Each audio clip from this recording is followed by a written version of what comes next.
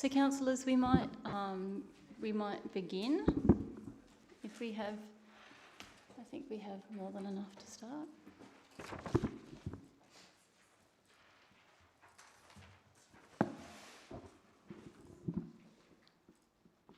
I declare the Council Agenda Briefing Forum of the 5th of October 2021 held in Council Chambers at the City of Subiaco open at 5:31 p.m. I welcome councillors, staff, the media and members of the community. On behalf of the City of Subiaco, I acknowledge the Whadjuk Noongar people as the traditional custodians of this area.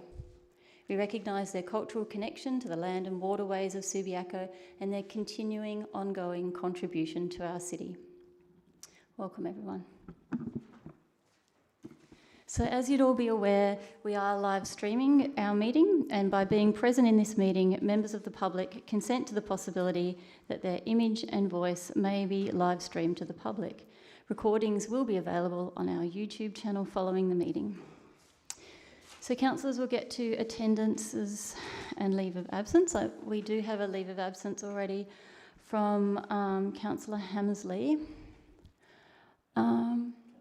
Councillor Stroud has advised that she is running a little late, and so I've made a note of that. We may adjust the agenda because when we get through declarations, it might be easier to wait for Councillor Stroud to be here to discuss C1. Okay.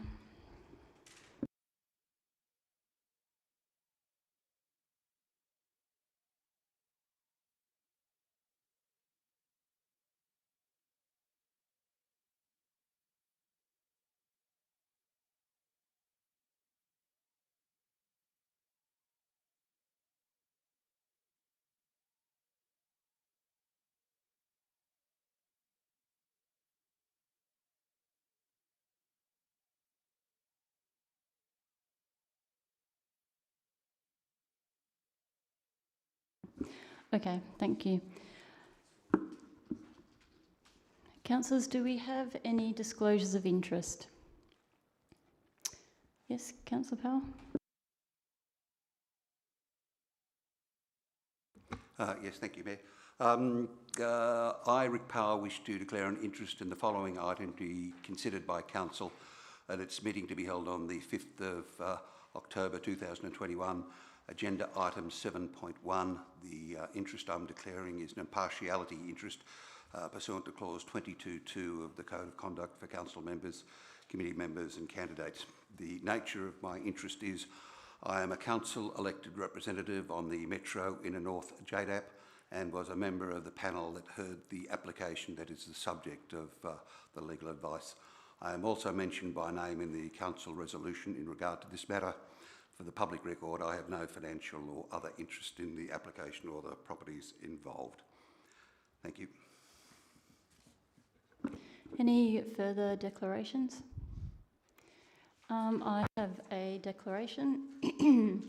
I, Mayor Penny Taylor, wish to declare an interest in the following item to be considered at Council at this meeting of the 5th of October 2021, agenda item C1. The type of interest I wish to declare is financial, pursuant to section 5.60A, and proximity pursuant to section 5.60B of the Local Government Act. The nature of my interest is that a closely associated entity owns land within the Seddon Street precinct. If there's no further declarations, I'll continue.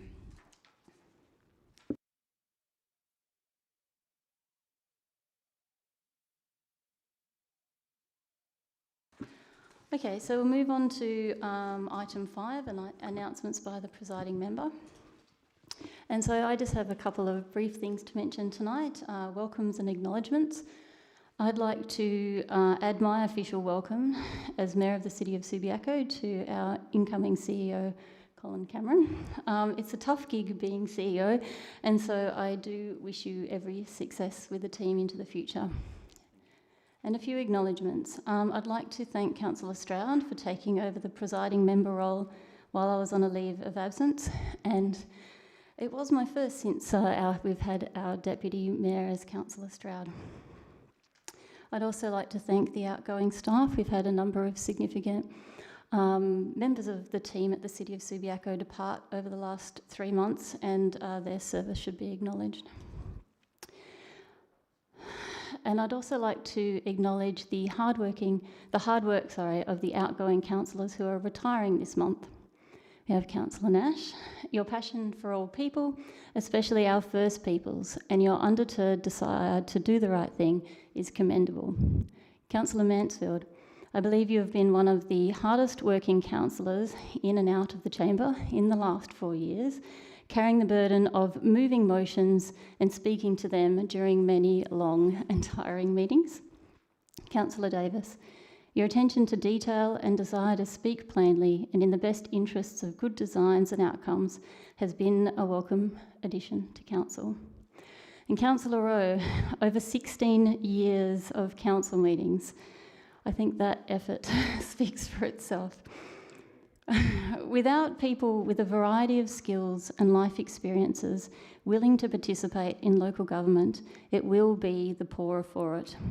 Your presence on council has been a true service to the community, so thank you, all of you. So we'll move on now to officers' reports for discussion. As has already been declared, I have an interest in C1, so we may just change the order and come back to that when Deputy Mayor Stroud arrives. So I'll start with agenda item C2. So we're at page 8 of our agendas this evening. Do I have any questions on C2? Councillor Jennings? Thank you, Mayor, and through you. I have noticed I couldn't locate last year's date or meeting when we resolved this year's council meetings, but I know when I was elected in 2019, I did find that one, and it was a December resolution, which gave the new council the chance to have a say, I guess, about when the dates were. So I'm just wondering why we're doing it now before the new council is elected, and is there any impediment to doing it later after the election? Thanks. See you. I'll just go to the director, but as you're aware, the dates need to be advertised, but it's more a matter of, unless you want to answer that, as to why we put it up right now. Through you, presiding member, we are required to set the meeting dates for the next 12 months every year, so we have to do that in a calendar year. The one that you were referring to, I think we're actually running late with, so we normally try to do it October, November, so that they're all set and we know how we're proceeding going forward, and we're able to advise incoming council of obligations and meetings. But obviously any recommendation made by staff is up for council consideration, and whether they determine it or not at this point in time is up to council. Any further questions on C2?